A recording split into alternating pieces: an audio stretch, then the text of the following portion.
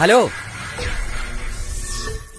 ചേച്ചി, ഈ സ്കൂട്ടർ ജോലിക്ക് പോകുന്നതിന് മുന്നേ രാവിലെ ചാർജ് ചെയ്ത് നോക്കിക്കേ. ചേച്ചിയുടെ കറണ്ട് ബില്ല് ഏകദേശം 35% വരെ ലാഭം കിട്ടും. എന്തിനാ വെറുതെ വൈകുന്നേരത്തെ ഈ സമയം തുണികലക്കി തീർക്കുന്നത്? കൂടാതെ 25% വൈദ്യുതി നിരക്ക് വർധനയും ഏൽക്കേണ്ടി വരും. അതിപ്പോ മിക്സിയോ ഗ്രൈൻഡറോ ഇസ്തിരിപ്പെട്ടിയോ ഒക്കെ പ്രവർത്തിപ്പിച്ചാലും ഇത് തന്നെ അവസ്ഥ.